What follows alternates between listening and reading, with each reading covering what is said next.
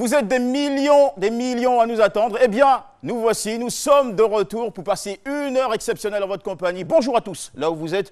Aidez-moi à accueillir mes amis, mes potes.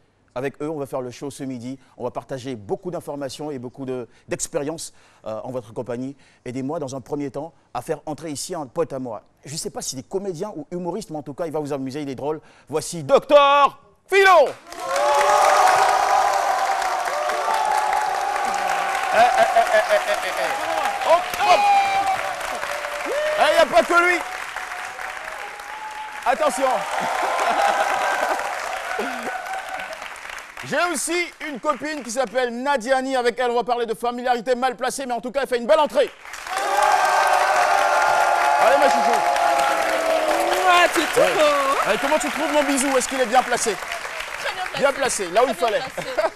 Magnifique. Allons-y pour une autre copine. C'est ma chérie. Elle, c'est Aya. C'est la seule amie blanche du plateau. Elle va nous parler de comment se débarrasser de l'acné. Impeccable ce midi. Aucune acné, aucune trace. Et pour terminer, j'ai essayé de la rendre jalouse. Je ne sais pas si elle va être jalouse parce que j'ai dit que Aya était ma chérie. Sinon, c'est la première chérie que j'ai eue depuis que je suis venu ici. Aidez-moi à recevoir la belle Jessica qui nous parle des pouvoirs extraordinaires de l'eau oxygénée. Tu m'en veux? Non. Tu m'en veux? Je suis pardonné. Allez, Jessica, installe-toi. Je sais que vous êtes impatients, vous vous demandez, mais qu'est-ce qu'ils nous réservent ces gars-là? C'est des malades. Eh bien, on vous réserve une émission inhabituelle avec un public qui sait faire le show, parce que c'est midi. C'est...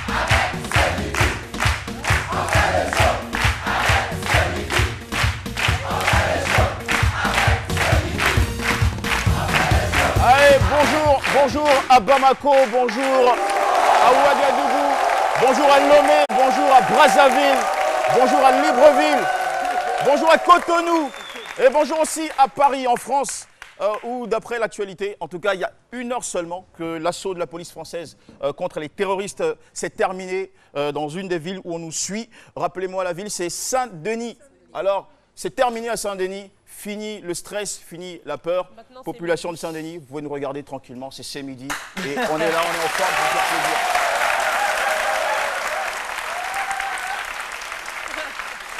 Alors, aujourd'hui, on va évoquer un thème. Vraiment, les oreillettes, ça me pose toujours problème. Je ne sais pas si je suis le seul animateur de la télévision qui a toujours des problèmes avec des oreillettes. Ça ne reste jamais à l'intérieur. Peut-être que l'une d'entre vous va me donner le secret. Mais ça glisse toujours. Qu'est-ce que j'ai dans les oreilles? Attends, je peux te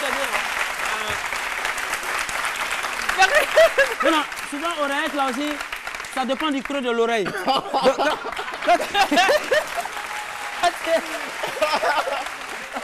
Il n'est pas gentil, ce garçon.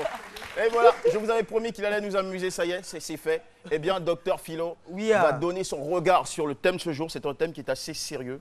Je vous le donne. Séropositive, je suis enceinte de mon violeur. Ouais. Ce sont des histoires qui arrivent et nous avons ici le don de vous apporter des expériences inhabituelles à l'antenne, de les explorer, c'est ce que nous allons faire. Et Philo va donner son premier regard sur ce grand sujet. C'est parti. Merci. Jean-Michel, comme tu l'as dit, un thème sérieux, séropositif, je suis enceinte de mon violeur. Vraiment, comme on le dit chez nous en Afrique, c'est comme ça, il y a des interjections. Hein, quand on dit là, il a là, c'est dommage quand même. Parce que le viol, moi je ne sais pas, hein, actuellement nous sommes au 21e siècle, on parle d'émergence, il y a des gens qui violent encore. Bon, je sais pas, franchement, Violer comment? Femme qui est versée partout, jusqu'à, je sais pas, hein? Femme, aujourd'hui, tu es dans ta voiture, même tu klaxonnes, même, il y a une fille qui vient te demander, mon frère, tu m'as appelé? Je sais pas, comment tu peux violer? Je sais pas, tu peux violer? Hein? Et sont violés, les femmes sont versées partout, en PSP, en poulet sans propriétaire, partout. On est là, on dit, mais c'est des gens qui violent encore, hein? Même vous allez sur les réseaux sociaux aujourd'hui, sur Facebook, quelqu'un qui clique, il t'amène, j'aime, tu mets, tu attends, coucou, coco. Bon, ça veut dire. Hein? Qu'est-ce que tu fais? Ça veut dire tout dire. Tu n'as jamais vu coucou, coco, toi tu vois en base, on écrit gaga, gaga, gaga, gaga. Gaga, gaga, là, ça veut dire que prends moi-même, j'ai ri là, là. Donc, on va faire moi, je ne sais pas comment on peut encore violer. On envoie des messages, je t'aime sans t'avoir vu. Et puis c'est facile, ça passe. Mais tu vas pas violer. Mais il faut quand même aussi profiter pour parler aussi à nos jeunes sœurs. Vous voyez un peu les accoutrements, les habillements. Il faut faire très attention. Aujourd'hui, c'est des robettes. Hein? On ne parle plus de robes. Des jupettes. Des jupettes. Bon, tu sais, chez nous aussi, bon, voilà, quand tu ne mets pas fitini dessus, on ne sait pas que c'est petit. C'est des jupettes nini. Hein, petit? Il faut faciliter aux gens, il faut aussi très attention. Et les violeurs, ils sont parmi nous, ils s'habillent comme nous, comme des citoyens honnêtes comme nous, ils se promènent avec nous, ils violent, ils font ça sale besoin la nuit, et ils se promènent, on ne sait pas qui. Et puis, violer, c'est voler. C'est la même chose. C'est le i qui différencie. Violer, c'est vrai que c'est pas loin. C'est ça, oui, mais c'est ça. Voler l'intimité d'une femme. C'est le i là qui est intimité qu'on a mis qui est devenu violé. D'accord. Vous voyez un peu, c'est l'intimité d'une femme. Voilà. Écoute, respect. Voilà. Tu as fait des recherches, mais non, surprenantes. Dans la tautologie, il y a tout, mais il faut profiter en même temps. Moi aussi, je vais profiter pour te voler aussi tes minutes et te dire que, bah voilà, on va se couper ici, mon cher ami. Oui. Ouais. Le temps nous oblige. C'est fini comme ça? Enfin, sans te violer. Hein. Non, mais ça, c'est la violation linguistique. Parce que pendant que je suis dans mes propos. Mais, allez, merci. Voilà, merci beaucoup. Merci, docteur Philo. Mesdames et messieurs, notre invité a choisi de garder l'anonymat vu la délicatesse de son état actuel et la gaieté, enfin la gravité de la situation qu'elle traverse. On va la découvrir dans pas longtemps, mais avant, on va aller pour ce qu'on appelle ici le... Ça s'appelle comment? Le micro-trottoir. Vous maîtrisez très bien. On a posé une question dans le micro-trottoir, à savoir, est-ce qu'une femme doit garder son bébé après avoir été violée? Et vous avez répondu. Une femme violée qui tombe enceinte doit pouvoir garder cet enfant. L'histoire de l'enfant est liée à ce viol. Parce que j'estime que la vie est sacrée.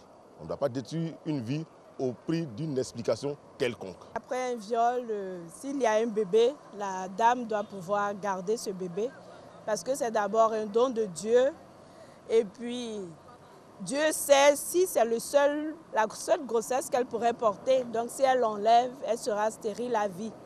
Donc je conseille qu'on garde une grossesse même après un viol.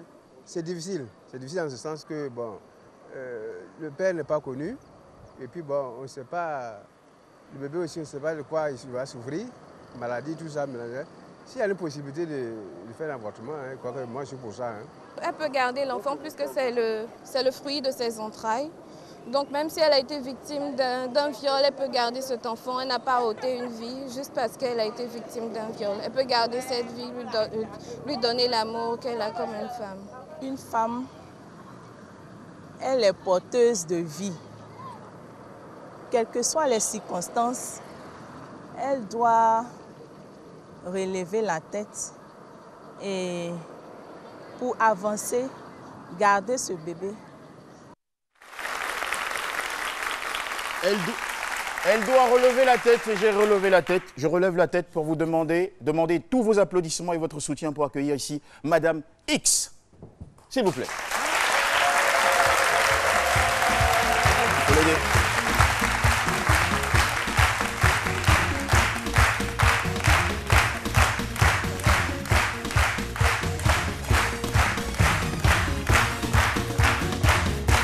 Et voilà. Merci beaucoup, docteur Philo, et merci à vous, cher public, c'est sympathique. Alors, je rappelle le thème, séropositive, je suis enceinte de mon violeur. Bonjour, Madame X. Bonjour. Eh bien, votre histoire commence par un premier mariage que vous avez connu entre 2000 et 2005, au cours duquel vous avez contracté le VIH. Vous avez eu une deuxième relation entre 2007 et 2014 où il vous est arrivé un malheur pendant que votre homme est allé en voyage pour enterrer un de ses parents.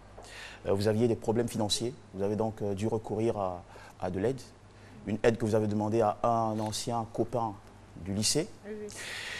Et le jour de la réception, c'est-à-dire le jour où il vous accueillait à la maison, il vous a offert à boire, donc boisson de bienvenue, vous avez bu, et de 18h à 3h du matin, vous ne vous souvenez plus de ce qui s'est passé. D'où ce sentiment d'avoir été violé, puisque quelques semaines après, vous avez contracté, enfin vous avez eu une grossesse. Une grossesse qui a engendré de nombreux problèmes, puisque vous avez perdu votre homme, vous avez perdu votre dignité aussi, quelque part. Beaucoup de problèmes financiers, vous êtes seul à devoir vous occuper de votre bébé. Vous êtes à terme à l'heure où je parle, vous êtes à terme. Donc une situation très compliquée que vous êtes venu nous expliquer aujourd'hui à midi. Je voudrais déjà, pour ce courage que vous avez eu de venir porter votre histoire à l'antenne, que tous ici, une nouvelle fois, nous vous saluons très fort.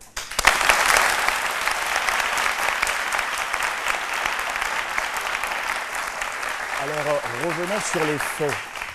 Nous sommes en 2000, donc dans la période 2000-2005. Vous êtes en couple avec un... Mariée légalement. Pardon? J'étais mariée légalement. Vous étiez mariée légalement, tout à fait, voilà, avec un agent de la PJ, la police judiciaire. Dites-moi, comment est-ce que vous avez contracté le VIH? Bon, avant de se marier, on a demandé à ce qu'on fasse les examens préinitiaux. Donc, il y avait le test de VIH dedans. Maintenant, quand je me mariais, comme j'étais très jeune, parce que en ce moment, j'avais 17 ans, 18 ans. N'hésitez pas à parler un peu plus fort. J'avais 17 ans, 18 ans. Donc, j'ai dit que comme mes parents ont dit, comme j'étais vierge, et qu'il fallait faire les examens, les tests. Donc, lui, il a fait son test, moi, j'ai fait mon test. Mon test était négatif. J'étais vierge, donc il n'y avait pas de problème dessus. Lui, son test aussi était négatif. Il m'a amené, on vivait ensemble, tout. Donc, mais je n'ai pas pu avoir d'enfant. Maintenant, c'est lui qui était un peu tout le temps malade. Moi, j'avais des petites maladies, mais c'était une maladie courante. Donc, c'est en 2004, je lui ai demandé, mais tu es tout le temps malade, qu'est-ce que tu as au juste? Il m'a dit non, qu'il n'y avait rien. J'ai dit non, s'il y a quelque chose, tu me dis, hein. Moi, il n'y a pas de problème. Il dit bon, ok. Je vais te dire la vérité. Quand on s'est mariés, j'étais séropositif. Le test que je t'ai montré, c'est un test que j'ai un ami médecin qui a fait pour moi. Mais j'aimerais que toi, tu partes faire ton test. Peut-être Dieu peut te sauver. Je suis allée faire mon test. Il s'est avéré que non, j'ai contracté aussi la maladie. Donc, automatiquement, je sais que c'était lui puisque je me suis mariée vierge. Mais il m'a demandé pardon. Avant, il me s'est demandé, même si je n'accepte pas, je vais aller où? Donc, j'ai fini par accepter son pardon. Mais malheureusement pour moi, il est décédé. Donc, il est décédé. Je suis restée comme ça. Et là, maintenant que vous connaissiez votre statut de séropositive, est-ce que ça a été... déjà, ça a été un choc? Oui, très dur. Comment vous avez vécu cette étape-là? Très dur. Je ne peux pas expliquer, mais ça se vit. Donc, quand ça s'est passé comme ça, franchement, au début, j'ai voulu me suicider. J'ai voulu me suicider, mais après, j'ai pensé... Je suis l'aîné d'une famille. On est deux seulement. Il y a moi et mon petit frère. Mon petit frère, il a 10 ans. Et que moi-même, il n'était pas encore conçu. On ne l'avait pas encore conçu. Donc, je me suis dit, si je me suicide, qu'elle va devenir ma maman? Vu que si ça sortit l'enfant. Donc, je l'ai expliqué, elle m'a dit non, que avant, tu as d'autres qui ont eu ça, mais ils ne sont pas morts. Donc, je ne vais jamais te négliger ou faire tout, mais pour le moment, ça reste entre nous, quoi. Il n'y a pas de problème. Donc, j'ai essayé de gérer, mais c'était très dur. Très. Vous savez que c'est toujours difficile pour un homme d'accepter d'aller avec ou de vivre avec une femme contaminée par le VIH-Sida. Comment est-ce que vous avez pu sortir de cette situation-là et surtout retrouver un deuxième foyer? En 2007, bon, disons 2006-2007, il y avait quelqu'un qui me faisait la cour. Un nom ivoirien. Mais il me faisait la cour, moi je ne l'ai pas accepté. Je l'ai d'abord dit au début que non, je suis veuve. J'ai perdu mon mari. Et que c'est vrai qu'on a été mariés légalement, mais après son décès, je suis libre. Parce que ce n'est pas un divorce, c'est un décès. Mais je ne peux pas accepter. Donc il a trouvé que si c'est à cause de ça, je ne peux pas accepter. Lui ne va pas laisser tomber. Donc il me faisait vraiment la cour. Donc un jour, je l'ai fait asseoir, je lui ai dit que je t'aime tellement que je ne vais pas accepter d'être avec toi. Parce que tu es très gentil. Et moi, j'ai un problème. Si j'accepte d'être avec toi, c'est que je ne suis pas bien. Il dit, quel problème j'ai? Donc j'ai dit, bon, tu allais à l'école jusqu'à quel niveau? Il m'a expliqué. Il dit, tu es mis vraiment d'esprit. Il dit, oui. Je lui ai donné une boîte de médicaments. Je lui ai dit, tu vas sur le Face et tu regardes cette boîte-là. C'est que ça soigne. Et puis tu viens me voir. Donc, quand il est venu me voir, allez-y, parlez plus haut. Il a trouvé que, quand on dit non, que c'était un ARV. Il dit, bon. Antirétroviral. Il dit, bon, c'est peut-être Donc, que des médicaments qui servent à traiter. Je t'ai dit que c'était pour te dire que bon, c'est moi, je prends ça. Bon. Et il acceptait de vivre avec vous malgré cette maladie? La première semaine, il est parti. Il ne m'a rien dit, il est parti. Moi aussi, je ne l'ai pas appelé. C'est 2 semaines après. Bon, quelques temps après, il a essayé de me revoir. Il a dit non, que c'était pour me voir, pour me moraliser, ce n'est pas la peine.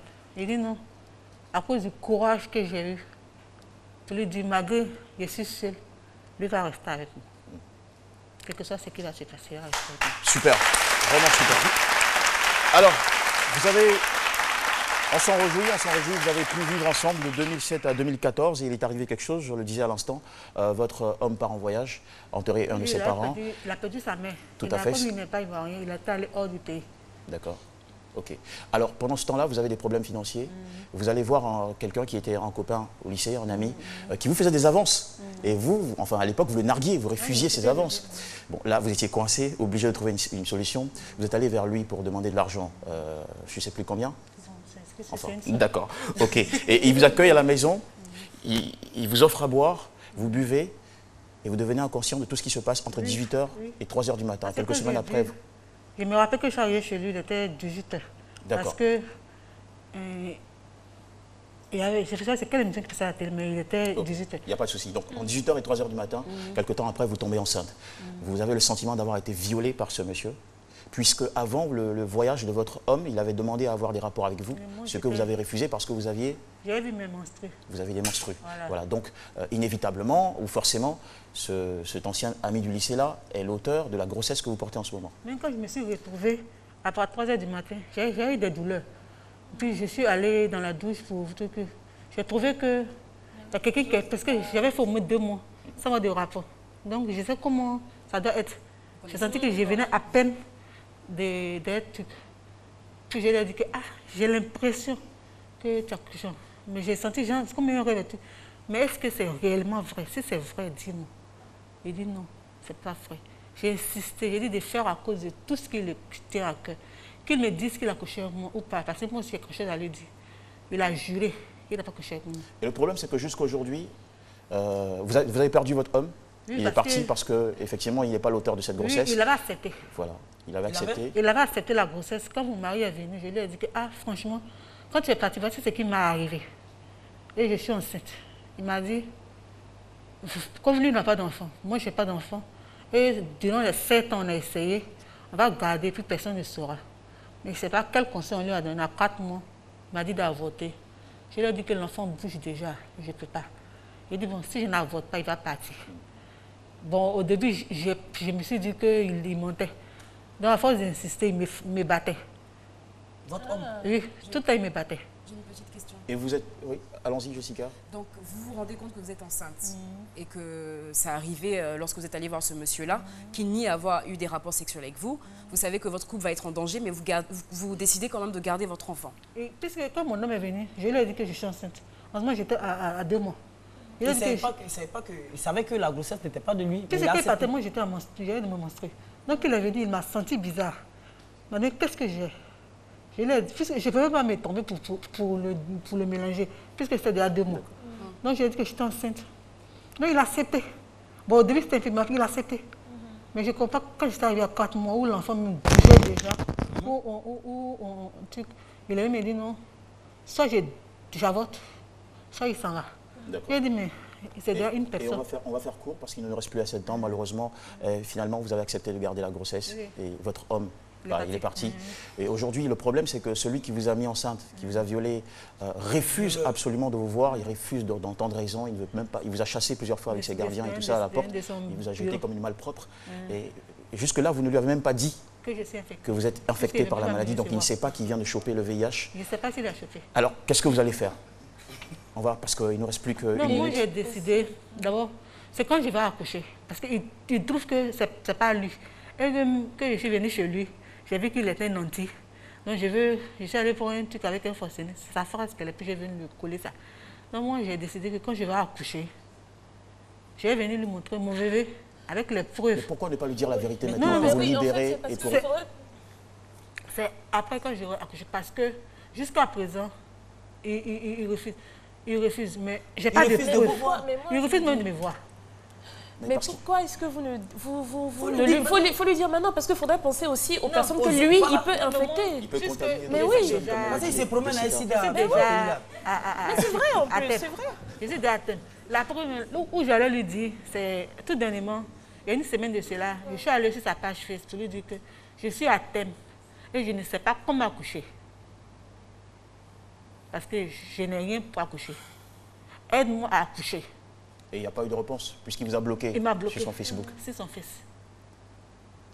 Et vous avez des problèmes pour vous occuper du bébé. C'est ça qui est grave en fait. C'est que vous n'avez pas d'argent pour vous occuper du bébé, puisque vous avez une petite activité rémunératrice que vous avez abandonnée vu votre état de santé et tout le reste. Il y avait même une dame qui s'occupait de vous pendant plusieurs mois. Oui. Et au final, elle vous a demandé, bon, puisque je m'occupe du bébé, de lui donner mon bébé. Voilà, je crois qu'elle est ménopausée, elle a 50 ans, elle a besoin d'un bébé, elle vous dit. Je ne sais pas quel âge, mais elle est vieille. Elle voulait que je lui donne mon bébé après mon accouchement, contre une forte somme d'argent. Mais pourquoi ne pas accepter pendant ce temps? L'enfant, il est tranquille chez la dame. J'ai accepté, comme il dit, je ne sais pas si c'est mon seul enfant. Si j'ai accepté de souffrir, accepté que je souffre, pas pour donner mon bébé à quelqu'un. Alors, qu'est-ce que vous allez faire maintenant?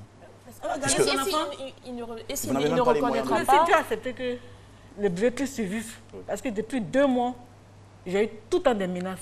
Et ça a étonné le médecin que je suis arrivée à thème. S'il a accepté que ce bébé-là puisse survivre, c'est pas pour que je donne à quelqu'un. Mais justement, vous nous parlez de Dieu, c'est que quelque part, vous devez avoir pensé aux autres personnes. C'est vrai, vous avez eu le courage de dire à ce monsieur-là, je suis enceinte. Pourquoi ne pas lui dire, je suis séropositive? Peut-être que ça va l'amener à se confesser, après mon accouchement, je lui montrerai le bébé, je lui dirai ce que j'ai. C'est la douleur. Et puis les preuves, mais après mon accouchement. C'est la douleur. En tout cas, Madame X, on comprend votre douleur, on est très solidaires. C'est vrai que le temps ne nous permet pas d'aller dans tous les détails, mais vous avez notre soutien. Moi, je sais une chose, c'est que j'ai jamais vu des oiseaux mourir de faim, encore moins un fou même dans la rue manquer de nourriture.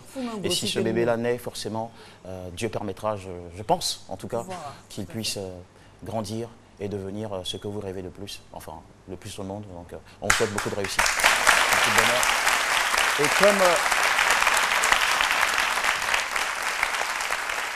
Et comme elle a insisté, elle dit après mon accouchement, après mon accouchement. Nous, on va se revoir après quoi les amis? Eh oui, c'est parti.